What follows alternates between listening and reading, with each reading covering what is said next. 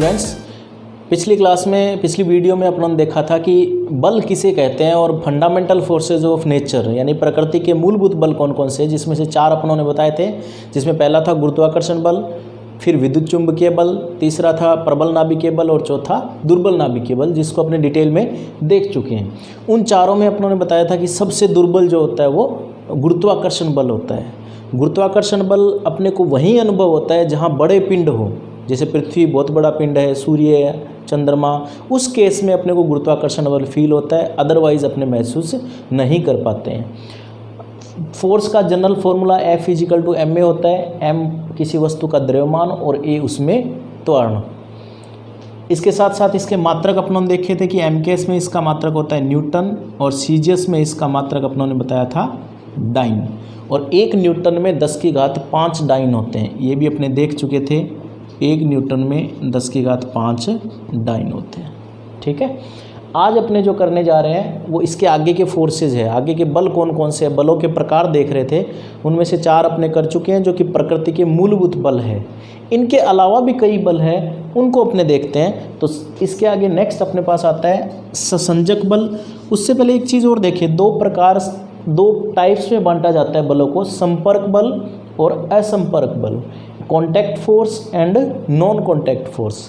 जैसे नाम से स्पष्ट है कि जहाँ 2 वस्तुएं संपर्क में आती है, टच में होती है एक दूसरे के, वहाँ जो बल लगते हैं उसको कहते हैं अपने संपर्क बल, और जहाँ टच में नहीं है, दूर से ही बल लगते हैं, उनको कहेंगे अपने असंपर्क बल। जैसे फॉर एग्जांपल अपने देखा पेशीय बल, जो मसल्स से, जैसे अपने मसल्स के द्वारा, अपने बॉडी के द्वारा कोई भी अपने किसी वस्तु पे बल लगा रहे हैं, तो वो कौन सा होगा, पेशीय बल। उस केस में अपने टच में आना जरूरी है।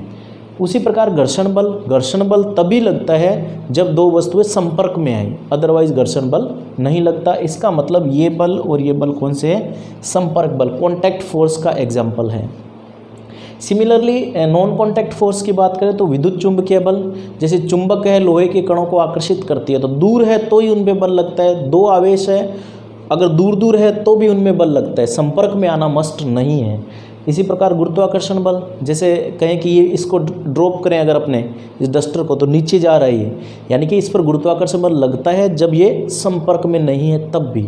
इट मीन्स गुरुत्वाकर्षण बल है वो भी नॉन कॉन्टैक्ट फोर्स है। तो 2 टाइप के फोर्स को कैटेगराइज किया गया है इस रूप में, संपर्क और असंपर्क में। इन जनरल जो अपने 4 बल पढ़ चुके थे, फोर्स के जो टाइप्स में देखे थे। अब आता है 5th अपने पास ससंजक बल पढ़ेंगे। असंजक बल, अपकेंद्रीय बल, अभिकेंद्रीय बल, अपकेंद्रीय बल और घर्षण बल, आज अपने ये डिस्कस करने जा रहे हैं। और जनरली कोई भी एग्जाम हो उसमें क्वेश्चन आ जाता है, खास करके घर्षण बल बहुत इंपॉर्टेंट है, उससे रिलेटेड कहीं ना कहीं काफ़ी क्वेश्चन इंपॉर्टेंट बनते हैं। अभिकेंद्रीय, अपकेंद्रीय, इससे रिलेटेड भी हो सकते हैं। सबसे पहले देखते हैं कोहेसिव फोर्स और ससंजक बल।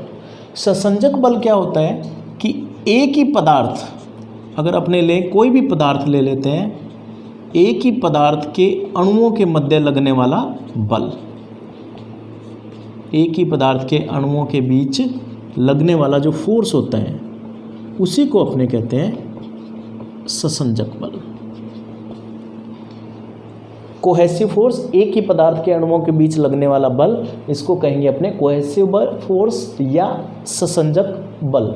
फॉर एग्जाम्पल, अगर आप कोई भी एग्जाम्पल ले, जैसे अपने पानी की बात करते हैं, पानी का एक अणु दूसरे पानी के अणु को अट्रैक्ट करता है, यानी उसमें जो बल लगता है आपस में, उसको अपने कहते हैं ससंजक बल।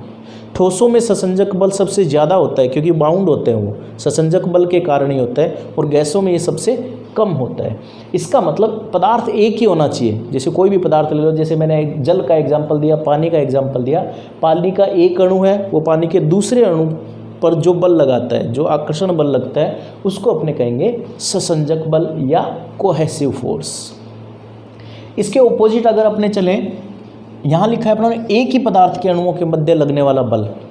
इसमें डेफिनेशन आएगी कि अलग अलग पदार्थ के अणु, अलग अलग पदार्थ लें, अलग अलग पदार्थ के अणुओं के मध्य लगने वाला बल वो कहलाता है अपने पास असंजक बल या एडहेसिव फोर्स। ठीक है, जैसे एग्जाम्पल लें अपने, जैसे अपने कहें कि एक पेपर है वो फट जाता है तो उस पेज को चिपकाने के लिए अपने गोंद का यूज़ करते हैं, तो इसका मतलब वो पेपर है, उसके मॉलिक्यूल, उसके कण, और दूसरा जो पेस्ट करने के लिए जो अपनों ने गोंद लिया है उसके अणुओं के बीच जो बल लगता है उसको अपने कहते हैं आसंजक बल। इट मीन्स अलग अलग पदार्थ है, उनके अणुओं के बीच लगने वाला बल आसंजक बल कहलाता है। कई मोस्ट ऑफ द केसेस ये देखते हैं कि ससंजक बल ज़्यादा है तो क्या होगा, आसंजक बल ज़्यादा है तो क्या होगा। एक एग्जांपल लेते हैं अपने, जैसे पानी को अपनों ने अपनी हथेली पे लिया और फिर पानी को गिरा देते हैं तो अपनी हथेली गीली होती है, इट मीन्स वेट होगी वो। इसका मतलब पानी के अणु इस पर चिपक जाते हैं, ठीक है ना। अपने हथेली के मॉलिक्यूल और जो पानी के मॉलिक्यूल है वो आपस में चिपक रहे हैं। इसका मतलब कौन सा बल ज़्यादा है इसमें, ससंजक या आसंजक? इसमें आसंजक बल ज़्यादा होगा। ध्यान रखें, एक वस्तु दूसरे को गीला कर रही है उस केस में आसंजक बल का मान ससंजक बल से ज़्यादा होगा। एडहेसिव से याद रख सकते हो, वो ऐड करते हैं, एक दूसरे को चिपका देते हैं। एडहेसिव से याद रखने का तरीका है ऐड कर रहे हैं, यानी आसंजक एक दूसरे को चिपका रहे हैं। जैसे अपने पेपर को चिपकाते, जैसे मैंने एग्जांपल बताया कि एक पेपर है उस पर गोंद डालो आप तो वो उससे चिपक जाता है, तो उसके इसमें भी आसंजक बल है वो ससंजक बल से ज़्यादा होगा। एक दूसरा एग्जांपल लेते हैं कि एक आप मरकरी को अपने हाथ पे रखो, पारे को अपने हाथ पे रखो और फिर गिरा दो तो आपकी हथेली गीली नहीं होगी। इसका मतलब क्या हुआ कि जो पारे के अणुओं के मध्य जो बल लग रहा है वो स्ट्रॉन्ग है, ज़्यादा है, वो उसको अपनी हथेली पे चिपकने नहीं देता। उस केस में कहेंगे ससंजक बल की वैल्यू है वो आसंजक बल से ज़्यादा है। तो ये डिपेंड करता है कि कोई वस्तु दूसरी वस्तु को गीला करेगी या नहीं करेगी। अगर एक वस्तु दूसरे को गीला करती है इट मीन्स आसंजक बल का मान ससंजक से ज़्यादा होगा। अगर गीला नहीं करती तो इसका रिवर्स होगा, इट मीन्स ससंजक बल आसंजक बल से ज़्यादा होगा।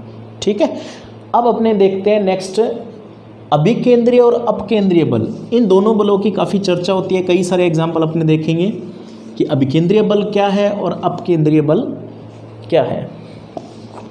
जैसे मैं कहूँ कि एक एग्जाम्पल लेते हैं, पहले अपने गुरुत्वाकर्षण बल पढ़ चुके हैं। यहाँ पर सूर्य है, सपोज सन है और अर्थ इसके चारों ओर चक्कर लगा रही है। ये अर्थ है और ये सन है। अब कोई भी आपसे कहे कि पृथ्वी सूर्य के चारों ओर क्यों घूमती है, कौन सा बल रिस्पॉन्सिबल है इसके लिए, तो आपका आंसर होगा गुरुत्वाकर्षण बल।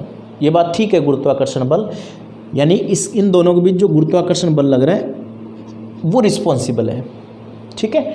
लेकिन गुरुत्वाकर्षण बल अपने जानते हैं कि वो आकर्षण की प्रकृति का होता है। इसका मीनिंग ये हुआ, ये पृथ्वी है, ये इसके अंदर चली जानी चाहिए। अगर आकर्षण प्रकृति का है तो ये सूर्य बड़ा है, सूर्य का द्रव्यमान ज़्यादा है, तो ये इसको अट्रैक्ट करके पृथ्वी इसके अंदर चली जानी चाहिए, जबकि ऐसा नहीं होता है। क्यों?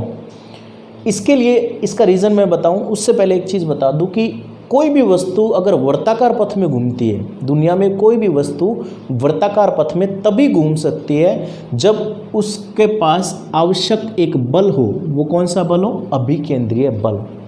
मान लो कोई भी वस्तु वर्ताकार पथ में घूम रही है, ये एक वस्तु है जिसका द्रव्यमान m है और इस वर्ताकार पथ की त्रिज्या r है और इसके वेग की डायरेक्शन इस पॉइंट पे ये होगी, यहाँ पर ये होगी, चेंज होती रहेगी। वर्ताकार पथ में घूम रही है तो ये वर्ताकार पथ में तभी घूमेगी जब इसको कहीं न कहीं से एक बल मिले। उस बल को अपने कहते हैं अभिकेंद्रीय बल, सेंट्रीपिटल फोर्स, और इसकी वैल्यू होती है mv²/r। इसको कहते हैं अपने अभिकेंद्रीय बल, ठीक है। कई बार ये पूछ लिया जाता है कि अभिकेंद्रीय त्वरण का फॉर्मूला क्या है। अभिकेंद्रीय त्वरण अभी अपनों ने पढ़ा था कि F = m/a होता है। इसका मतलब त्वरण F/m। अगर इस F में m का भाग दे दो, यानी इसमें m का भाग दे दो, तो वो क्या बन जाता है? v²/r। तो ध्यान रखें, अभिकेंद्रीय त्वरण अगर आता है कहीं कि अभिकेंद्रीय त्वरण कितना होगा तो वो होगा v²/r, और अभिकेंद्रीय बल mv²/r, जहाँ m कण का द्रव्यमान है, v उसका वेग है और r उसकी जो त्रिज्या है, जो पथ है उसकी त्रिज्या है, वर्ताकार पथ की त्रिज्या कह सकते हो वो है। और त्वरण की बात करें तो v²/r। इसका नाम केंद्रीय क्यों पड़ा? क्योंकि इसकी दिशा हमेशा केंद्र की तरफ होती है, इसलिए इसको अभिकेंद्रीय कहते हैं। जैसे अपने कह रहे हैं इस केस में ये वस्तु जा रही है वर्ताकार पथ में, इस तरफ है इस पॉइंट पे, तो बल की दिशा कौन सी होगी? ये ओ की तरफ होगी, टुवार्ड्स द सेंटर, इसीलिए इसको कहते हैं सेंट्रीपिटल या अभिकेंद्रीय। टुवार्ड्स द सेंटर इसकी डायरेक्शन है, इट मीन्स इसको कहेंगे सेंट्रीपिटल फोर्स, अभिकेंद्रीय बल। और इसकी वैल्यू है mv²/r। एक विशेष रूप से ध्यान रखें कि ये रियल फोर्स है, वास्तविक बल है, ये ध्यान रखें आप, ये रियल फोर्स है, वास्तव में ये बल लगता है, वास्तविक बल है। अब आता हूँ मैं इसको बताता हूँ कि जब इन दोनों के बीच में गुरुत्वाकर्षण बल लगता है, ठीक है, इसका द्रव्यमान m मान लो, इसका द्रव्यमान m मान लो, दूरी r, तो ये गुरुत्वाकर्षण बल कितना है? Gm/r²। ये पहले अपने देख चुके हैं, ये गुरुत्वाकर्षण बल। ये गुरुत्वाकर्षण बल इसको प्रोवाइड करवाता है क्या चीज़? अभिकेंद्रीय बल। इसका मतलब यही किस में बदल जाता है? mv²/r में। इसीलिए पृथ्वी सूर्य के चारों ओर कंटिन्यूसली अपने पाथ में चक्कर लगाती रहती है कि उसको आवश्यक अभिकेंद्रीय बल है वो कहाँ से मिलता है? वो ये गुरुत्वाकर्षण बल है, यही प्रदान करता है अभिकेंद्रीय बल, या यही बदल जाता है, ऐसे कह सकते हो दूसरी भाषा में कि यही बदल जाता है कि इसमें अभिकेंद्रीय बल में। इसीलिए वो वर्ताकार पथ में, ऑलमोस्ट वर्ताकार पथ में लगातार चक्कर लगाती रहती है। तो ये रीज़न है, अगर ऐसा नहीं होता तो ये निश्चित रूप से गिर जाती।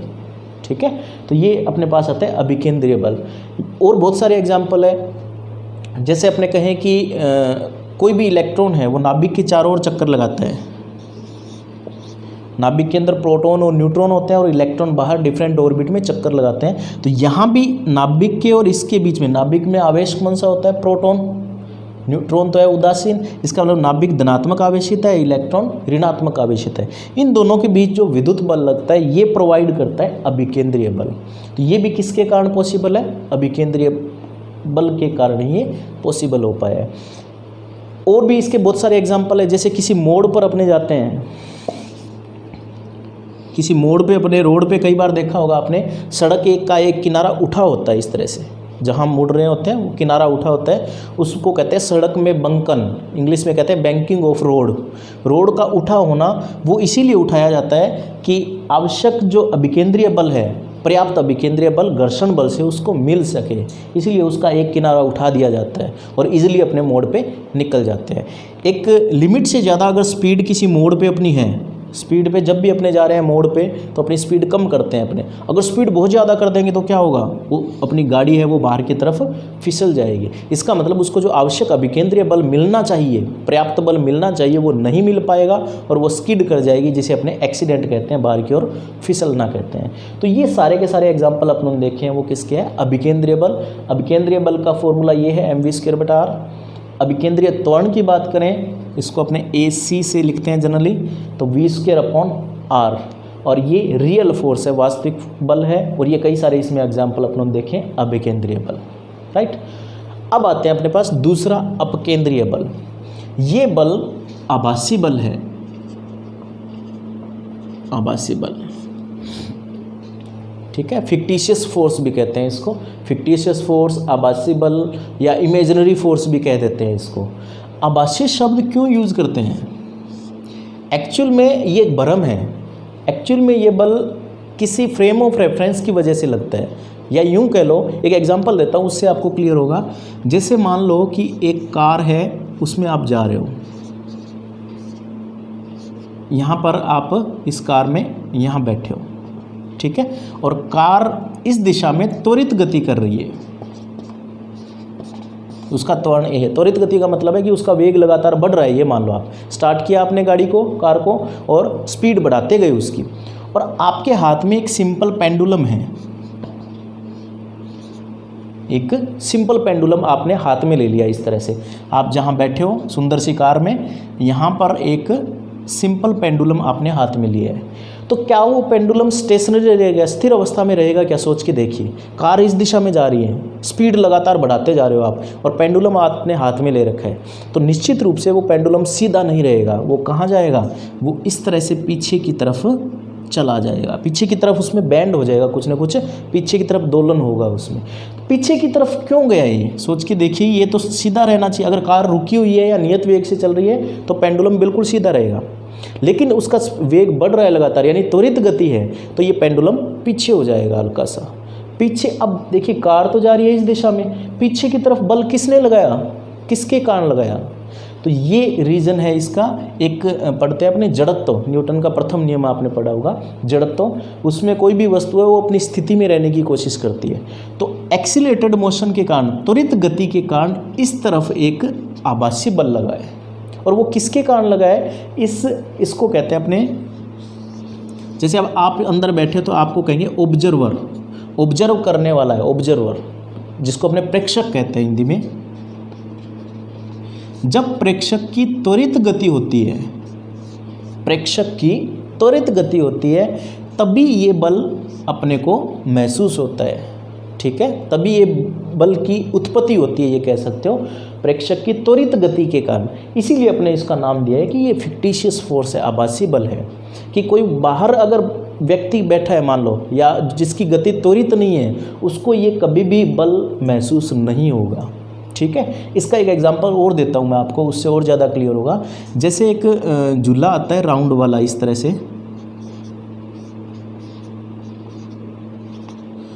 राउंड वाला झूला आता है, इस तरह से लीजिए, सेंटर में है और ऐसे इस पे किनारे पे अगर यहाँ आप बैठे और ये झूला कंटिन्यू घूम रहा है, तो यहाँ जो व्यक्ति बैठा है उसको बाहर की तरफ एक बल महसूस होता है, बाहर की तरफ धक्का लगता है, उसको आम भाषा में कह लो कि बाहर की तरफ धक्का लगता है।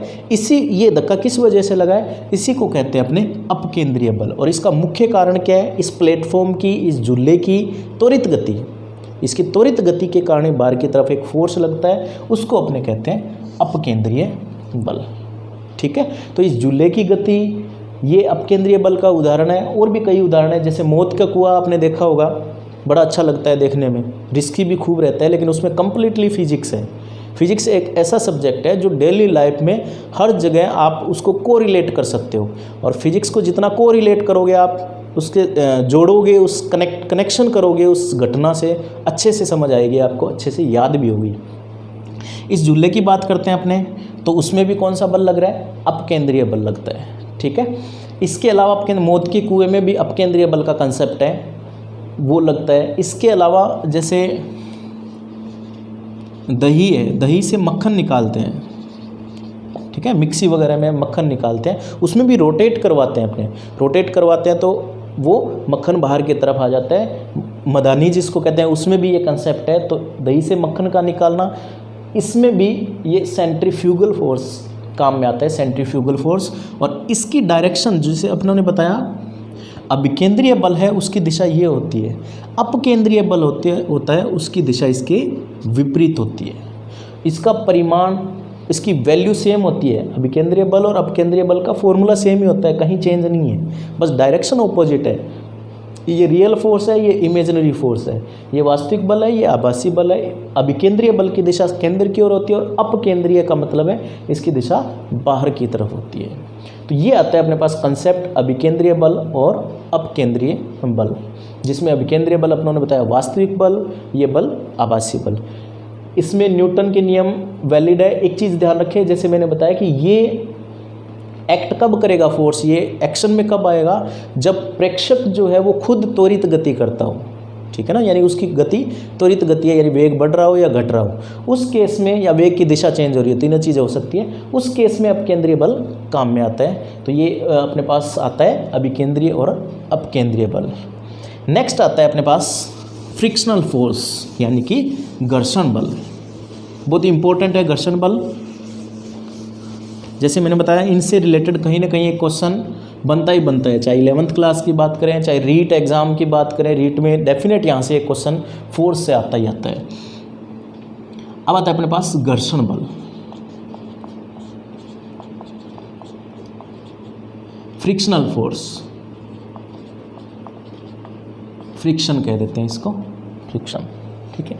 किसे कहते हैं अपने घर्षण बल, तो अपने कहेंगे कि जब भी दो वस्तुओं के बीच आपेक्षिक गति हो। आपेक्षिक गति किसे कहते हैं, जैसे मैं कहूँ कि ये डस्टर है, ये मार्कर है, ये दोनों इस तरफ जा रहे हैं, क्या इनमें आपेक्षिक गति है, नहीं है। आपेक्षिक गति का मतलब हुआ एक दूसरे के सापेक्ष गति होनी चाहिए, ठीक है, तभी ये बल एक्शन में आएगा, तभी ये बल लगेगा। तो अपने कहें कि एक वस्तु दूसरे वस्तु के साथ संपर्क में और उनके बीच में आपेक्षिक गति होती है, तो आपेक्षिक गति का विरोध करने वाला बल घर्षण बल कहलाता है। ठीक है, तो ये वास्तव में क्या करता है, जो उन दोनों वस्तुओं के बीच की आपेक्षिक गति है उनका हमेशा और हमेशा विरोध करता है। आपेक्षिक गति का विरोध करने वाला बल घर्षण बल कहलाता है, फ्रिक्शनल फोर्स कहलाता है। इसका मुख्य कारण क्या होता है, जैसे अपने कहें कि ये एक वस्तु है और ये दूसरी वस्तु पर यहाँ पर इसके संपर्क में है। एक्चुअल में कोई भी वस्तु है वो पूरी तरह से समतल नहीं होती, कुछ ना कुछ उसमें रफनेस होती है, अनियमितता होती है। इसका मुख्य कारण होता है अनियमितता किसी भी वस्तु की। जैसे इस डस्टर की बात करें तो ये भी अनियमित है कुछ न कुछ। जब किसी वस्तु पे ये दूसरी वस्तु पे या सड़क पे या कहीं भी मानो कि ये रब करेगा, एक जगह से दूसरी जगह खिसकेगा, तो उस केस में कहेंगे कि इसकी शेप में अनियमितता है। और नीचे वाली जो शेप है, नीचे वाली जैसे रोड की बात करें तो उसमें भी अनियमितता है, तो उनमें आपस में बॉन्डिंग हो जाती है। किस तरह से, इनको कहते हैं इंटरलॉकिंग, इस तरह से बॉन्डिंग हो जाती है। फिर अपने को इसको गति करवाना है ऊपर वाली वस्तु, जैसे ये सड़क है और ये कोई वस्तु है तो इंटरलॉकिंग होगी। अब इसको गति करवाना है तो बाहर से पुश करना पड़ेगा, धक्का लगाना पड़ेगा या कह लो बल लगाना पड़ेगा, और इसके कारण ये इंटरलॉकिंग इसका विरोध करेगी और वहीं से जनरेट होता है फ्रिक्शन या घर्षण। तो घर्षण का मुख्य कारण क्या है, एक तरह से शेप में अनियमितता, अनियमितता के कारण। अपने जानते हैं कि वस्तु जितनी ज़्यादा चिकनी होगी उतना ज़्यादा घर्षण बल कम होगा। इसका रिवर्स कह लो कि जितनी ज़्यादा रफ होगी, अनियमित होगी, उतना ज़्यादा घर्षण होगा। पहला आपने बताया कि घर्षण आपेक्षिक गति का विरोध करता है। अब घर्षण के नियम देखते हैं अपने, पहले घर्षण के नियम देखते हैं और उसके बाद घर्षण के प्रकार कौन से हैं वो देखते हैं। घर्षण के नियम की बात करें तो सबसे पहला आता है कि ये प्रकृति पर निर्भर करता है। कोई भी पदार्थ है उसकी नेचर क्या है, प्रकृति पर डेफिनेटली ये निर्भर करता है। कैसे, जैसे मैंने बताया कि चिकनी वस्तु है अगर तो उसमें घर्षण बल कम लगता है और रफ है तो ज़्यादा लगेगा, प्रकृति पर निर्भर करेगा। दूसरा देखो, एक टेबल है सपोज, उस पर एक वस्तु रखी हुई है जिसका द्रव्यमान है m, ऐसा कोई बॉक्स है वहाँ रखा हुआ है, तो इसमें नीचे की तरफ जो बल लगता है बाहर जिसको कहते हैं वो mg, ये क्रिया है। न्यूटन का थर्ड नियम कहता है हर एक्शन की एक रिएक्शन होती है, ये क्रिया है। तो ऊपर की तरफ एक प्रतिक्रिया बल लगेगा r, ठीक है। तो ये जो घर्षण बल होता है ये प्रोपोर्शनल होता है r के। इसका मतलब प्रतिक्रिया बल जितना ज़्यादा होगा घर्षण बल उतना ही अधिक होगा।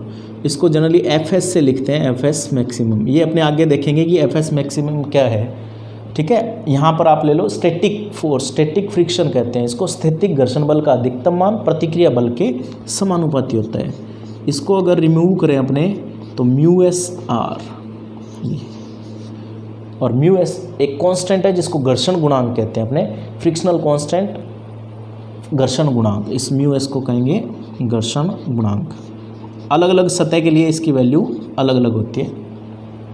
तो सेकंड रूल था अपने पास कि घर्षण, आम भाषा में कह लो घर्षण बल है वो प्रतिक्रिया बल के समानुपाती होता है, विलंब प्रतिक्रिया बल जिसको अपने कहते हैं। इस केस में अगर इस डायग्राम की बात करें तो r और mg बराबर होंगे, r इक्वल टू mg। इस डायग्राम की अगर बात करें तो Fs प्रोपोर्शनल टू r।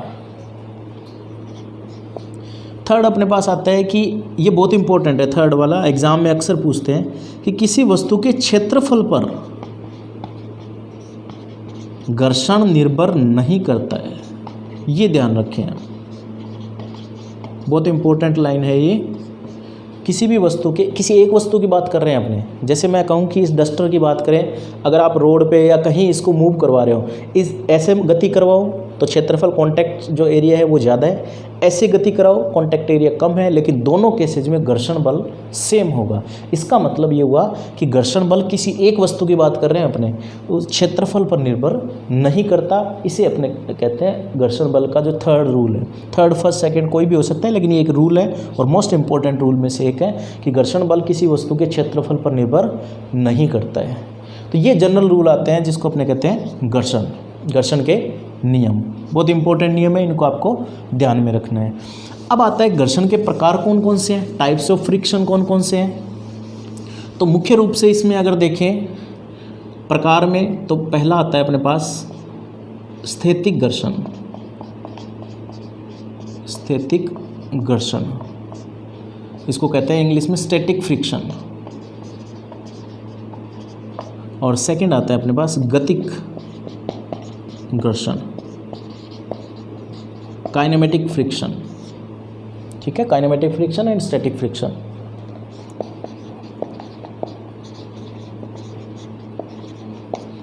इसको समझते हैं अपने। स्थैतिक का मतलब क्या है और गतिक। स्थैतिक का मतलब जैसे अपने जनरली जानते हैं कि कोई वस्तु स्थिर अवस्था में है तो उसको स्थैतिक कहेंगे, गतिशील अवस्था में तो उसको गतिक कहेंगे। लेकिन घर्षण का मतलब क्या है? जैसे एक एग्जांपल लेते हैं कि ये एक टेबल है, उस पर एक बॉक्स रख दिया अपनों ने। इस टेबल पे एक बॉक्स रखा है अपनों ने, क्लियर। और बाहर से आप बल लगा रहे हो, बाहर से आपने इस बॉक्स पे बल लगाया, आपने कम बल लगाया है पहले। इट मीन्स जैसे ये है, इसमें अब बल तो लग रहा है लेकिन ये गति नहीं कर रहा है। जब बल लग रहा है, इस पे बल लगा रहे हो, तब भी इसमें विपरीत दिशा में घर्षण कहाँ लगेगा? आप बल इस तरफ लगा रहे हो तो विपरीत दिशा में ये लगेगा घर्षण बल। इसको स्मॉल एफ से लिखा है मैंने, घर्षण बल स्मॉल एफ, और कैपिटल एफ बाहर से जो बल लगा रहे हो, बाह्य बल जिसको कहते हैं, external force. This is external force and this one is frictional force. तो यहाँ पर अपने कह रहे हैं कि बाहरी बल लगा रहे हो लेकिन वस्तु गति नहीं कर रही है, उस केस में भी घर्षण बल लगेगा, ये ध्यान रखना। जब आप बाहर से बल लगा रहे हो और वस्तु गति नहीं कर रही तो भी घर्षण बल लगता है, उस घर्षण बल को अपने कहते हैं स्थैतिक घर्षण। इट मीन्स इस केस में वस्तु गति नहीं करती है, वस्तु का वेग शून्य होता है या स्थिर अवस्था में होती है। वस्तु क्या रहेगी? स्थिर अवस्था में। लेकिन कंडीशन क्या है कि बाहरी बल लगना चाहिए। ऐसा नहीं कि बल हटा लो, बल हटा लोगे तो फ्रिक्शनल फोर्स ये भी जीरो हो जाएगा। बाहर से बल लगा रहे हो लेकिन इस पर घर्षण बल काम कर रहा है, वस्तु गति न करे, तब उसको अपने कहते हैं स्थैतिक घर्षण। अब कल्पना करो कि आप इस बल को बढ़ाते गए, बढ़ाते गए, बढ़ाते गए, बढ़ाते गए, एक लिमिट आ जाती है, सीमा आ जाती है, बाउंड्री कंडीशन, एक सीमा आ जाएगी। उस सीमा से थोड़ा सा भी बल अगर आप बढ़ा दोगे तो क्या होगा? वस्तु गति करना प्रारंभ कर देगी। उस सीमा में जो बल लगता है उसको कहते हैं अधिकतम स्थैतिक घर्षण बल, maximum static frictional force, FS maximum. और उसके जस्ट बाद थोड़ा सा भी बल आपने ये वाला बढ़ा दिया तो वस्तु गति करना प्रारंभ कर देती है। और जैसे ही वस्तु गति करना प्रारंभ करती है, उस केस में जो विपरीत दिशा में घर्षण बल लग रहा है, उस घर्षण बल को कहते हैं अपने गतिक घर्षण। ठीक है, तो यहाँ पर तीन चीज़ें आ गई अपने पास, एक स्थैतिक घर्षण, दूसरा स्थैतिक घर्षण का अधिकतम मान जो मैंने सीमा बताई, और तीसरा जैसे ही वस्तु चलना प्रारंभ करती है उसको गतिक घर्षण कहते हैं। यहाँ देखो एक ग्राफ लेते हैं अपने, एक छोटा सा, उससे अपने एक्सप्लेन करते हैं।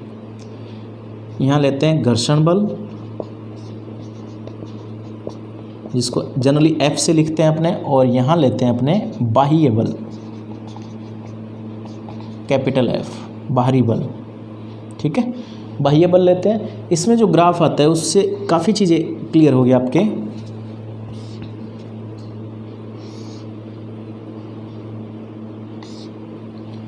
ये जो लाइन है O से A तक, यहाँ B दिखा देते हैं, यहाँ स्ट्रेट C, O से A तक है, ये शो करती है स्थैतिक घर्षण को, स्थैतिक घर्षण को। और ये जो शो करती है अधिकतम स्थैतिक घर्षण के, मैक्सिमम स्टैटिक फ्रिक्शन। और ये जो है लाइन वो गतिक घर्षण को प्रदर्शित करती है। क्या मीनिंग है इस ग्राफ का? इसका मीनिंग देखो, इसका मीनिंग जैसे मैंने यहाँ शुरू में बताया, स्थैतिक घर्षण की बात कर रहे हैं, इसका मतलब वस्तु गति नहीं करेगी। ये माइंड में लेके चलना, आपकी वस्तु गति नहीं कर रही है, वहाँ तक बल लगा रहे हैं आपने बाहरी बल लगाया, हल्का हल्का बढ़ा रहे हो, लेकिन वस्तु गति नहीं कर रही। जैसे जैसे आप बल बढ़ा रहे हो वैसे वैसे इस जो स्थैतिक घर्षण बल है उसका मान बढ़ता है, यानी वो आप जो बाह्य बल है, जो आप आरोपित बल है, उसके समानुपाती होता है। जैसे जैसे आप बाहरी बल का मान बढ़ाते हो वैसे वैसे स्थैतिक घर्षण बल का मान बढ़ता है, यानी समानुपाती है। और समानुपाती में ये ग्राफ आता है, इसका मतलब इस तरफ अगर ऊपर जाएं अपने तो बाह्य बल तो बढ़ ही रहा है, साथ में इधर भी जा रही लाइन, और इसका मतलब घर्षण बल भी बढ़ रहा है। यहाँ पर आते हैं तो वो बाउंड्री कंडीशन जो मैंने बताई कि एक लिमिट के बाद बाह्य बल बढ़ाने पर घर्षण बल का मान अधिकतम हो जाता है, स्थैतिक घर्षण बल का मान, जिसको सीमांत घर्षण भी कहते हैं। इसका दूसरा नाम है सीमांत घर्षण। ठीक है, सीमांत घर्षण भी इसको कहते हैं। अगर आप इससे थोड़ा सा भी बल और लगा देते हो तो वस्तु गति करना प्रारंभ कर देती है और ये ग्राफ स्ट्रेट हो जाता है। इसका मतलब आप यहाँ देखो, बाह्य बल का मान तो लगातार बढ़ रहा है यहाँ से यहाँ तक, इस तरफ जाएंगे तो बाह्य बल बढ़ रहा है, ठीक है, लेकिन ये लाइन ऊपर नीचे नहीं हो रही, इसका मतलब घर्षण बल नहीं बढ़ रहा है। इसका मतलब क्या हुआ कि गतिक घर्षण बल बाह्य बल पर निर्भर नहीं करता है। ये दो इंपॉर्टेंट पॉइंट आते हैं, इंपॉर्टेंट फैक्टर आते हैं, ध्यान रखना आपको कि स्थैतिक घर्षण बल बाह्य बल के समानुपाती होता है, लेकिन गतिक घर्षण बल बाह्य बल के पर निर्भर नहीं करता है। और स्थैतिक बल का अधिकतम मान जो होता है, स्थैतिक घर्षण बल का अधिकतम मान, उसको सीमांत घर्षण कहते हैं। और ये नियम में अपनों ने बताया था कि सीमांत घर्षण बल R के समानुपाती होता है, यानी कि अभिलंब प्रतिक्रिया बल के समानुपाती होता है, ठीक है। अब एक चीज़ और देखें कि स्थैतिक घर्षण बल बाह्य बल के समानुपाती है। समानुपाती का क्या मतलब हुआ कि बाह्य बल बढ़ाओगे तो स्थैतिक घर्षण बल बढ़ जाएगा, इसको घटाओगे तो ये घट जाएगा। इसीलिए स्थैतिक घर्षण बल है, इसको कहते हैं स्वयं समायोजित घर्षण बल, सेल्फ एडजस्टिंग। सेल्फ एडजस्टिंग का मतलब जो अपने आप को एडजस्ट कर दे उसको कहते हैं अपने सेल्फ एडजस्टिंग। आप बाह्य बल बढ़ा रहे हो तो ये बढ़ जाएगा, घटा रहे हो तो घट जाएगा, इसीलिए इसको कहते हैं सेल्फ एडजस्टिंग फोर्स और स्वयं समायोजित घर्षण बल को क्या कहते हैं, स्वयं समायोजित बल। स्वयं समायोजित का मतलब अपने आप को जो एडजस्ट कर ले। आप भी करते हो ना अपने आप को एडजस्ट, जैसी परिस्थिति होती है वैसे करना चाहिए, और आप भी सीख लेना, अगर नहीं कर रहे हो तो करना चाहिए। सेल्फ एडजस्टिंग फोर्स कौन सा होगा, स्थैतिक घर्षण बल। अब दूसरा देखिए, घर्षण से रिलेटेड लास्ट पॉइंट लेते हैं कि घर्षण एक आवश्यक बुराई है। ऐसी कोई बुराई देखी है आपने जो आवश्यक हो? शायद नहीं देखी होगी, लेकिन घर्षण है कि आवश्यक भी है और बुराई भी है, ठीक है। तो बुराई क्यों है? बुराई इसलिए कि जो जैसे अपने कहें कि कोई मशीन है वो घिस क्यों जाती है, अपने जो कल पुर्जे हैं, जो नट बोल्ट है वो घिस क्यों जाते हैं, वो घर्षण की वजह से। व्हीकल जितने भी हैं उनकी टायर जो है वो घिस जाते हैं, वो क्यों, घर्षण की वजह से। तो ये बुराई है एक तरह से। मशीन है कोई चल रही है, वो गर्म क्यों होती है, घर्षण की वजह से। आवश्यक क्यों है, क्योंकि अगर घर्षण नहीं होता तो मैं इस मार्कर से इस बोर्ड पे नहीं लिख पाता, पॉसिबल नहीं होता। अगर घर्षण नहीं होता तो पेन से आप कॉपी में नहीं लिख पाते, घर्षण नहीं होता तो आप चल नहीं पाते, घर्षण नहीं होता तो अगर गाड़ी चल पड़ी है तो ब्रेक लगाना पॉसिबल नहीं है। इसीलिए इसका होना भी ज़रूरी है, आवश्यक भी है और बुराई भी है, ठीक है। एक और चीज़ आती है घर्षण में, घर्षण के टाइप में। गतिक घर्षण की बात करें तो दो टाइप के और होते हैं, सर्पी और लोटनी। सर्पी घर्षण और लोटनी घर्षण, क्या मतलब है इसका? जैसे गतिक घर्षण अपन ने बताया कि वस्तु गति कर रही है, तो इसमें दो चीज़ें आती है। सर्पी घर्षण का मतलब है कि एक सतह, जिसको स्लाइडिंग फ्रिक्शन कहते हैं इंग्लिश में, स्लाइडिंग फ्रिक्शन, इसको कहते हैं स्लाइडिंग फ्रिक्शन, और इसको कहते हैं रोलिंग फ्रिक्शन। नाम से स्पष्ट है, रोल हो रही है वस्तु। जैसे ये है, इसको अगर आप एक किसी भी सरफेस पे पुश करते हो, धक्का देते हो, तो ये कैसे चलेगी, ये फिसलेगी इस पर, यानी इस तरह से गति करेगी। इस तरह से अगर कोई गति हो तो उसको कहते हैं अपने स्लाइडिंग मोशन या सर्पी गति, और जो घर्षण काम करेगा उसको कहेंगे सर्पी घर्षण। दूसरा लोटनी का मतलब है, जैसे अपने कहेंगे कोई ये व्हील है, कोई टायर है, ठीक है, इस पर आप पुश करो तो ये इस तरह से गति करेगा, स्थानांतरण गति और घूर्णन गति, तो इसको कहते हैं अपने लोटनी गति। इस गति को कहते हैं सर्पी गति। तो अगर पहला घर्षण अपनों ने देखा था स्थैतिक घर्षण, दूसरा घर्षण गतिक था, गतिक के दो पार्ट करें अपने तो सर्पी घर्षण, और तीसरा आता है अपने पास लोटनी घर्षण। अब सोच के देखिए सबसे अधिक घर्षण बल कौन सा होता है तीनों में? सबसे अधिक घर्षण बल, इसको चलाना आसान है या इसको चलाना? अपने जानते हैं टायर इजीली मूव करता है, इसका मतलब सबसे कम घर्षण बल ये होगा, न्यूनतम, सबसे कम। सबसे अधिक तीनों में बात करें तो ये सबसे अधिक घर्षण बल होता है। जो इसका मैक्सिमम वैल्यू अपनों ने बताई थी वो सबसे ज़्यादा होगा, उससे कम सर्पी घर्षण होगा और सबसे कम लोटनी घर्षण होगा। इसीलिए पहिए का आविष्कार बड़ा महत्वपूर्ण था अपने लिए और है भी, क्योंकि इसके कारण जो घर्षण बल है वो सबसे कम लगा है और आवागमन आसानी से हो गया। तो स्थैतिक घर्षण बल का ये कई बार एग्जाम में पूछ लेते हैं, इन तीनों में कंपेयर कर लेते हैं, आगे पीछे ग्रेटर देन लेस देन पूछ लेते हैं। तो ध्यान रखना, स्थैतिक घर्षण बल का मान सबसे अधिक, सर्पी घर्षण बल का मान उससे कम और लोटनी घर्षण बल का मान सबसे कम होता है। टायर व्हील का चलना इजीली घर्षण बल कम होने के कारण ही ईजी होता है। ठीक है, तो ये आता है अपने पास 3 प्रकार के घर्षण बल जो अपनों गतिक को 2 पार्ट में डिवाइड किया है। ये क्वेश्चन बहुत इंपॉर्टेंट है, आप विशेष रूप से ध्यान रखें। अब आता है अपने पास लास्ट पॉइंट इसका कि घर्षण को कम कैसे कर सकते हो। ठीक है, घर्षण को कम करने का तरीके कौन से अपने पास। पहला तो ये कि कोई भी पॉलिश कर दें अपने सतह पे तो अपने घर्षण बल कम हो सकता है। ल्यूब्रिकेंट का यूज़ करके, जैसे मशीन वगैरह में अपने ऑयल डालते हैं, तेल डालते हैं, तो ल्यूब्रिकेंट यूज़ करके भी आप पॉलिश करके, लुब्रिकेंट यूज़ करके आप घर्षण बल को कम कर सकते हो। तीसरा इंपॉर्टेंट आता है अपने पास बॉल बीरिंग।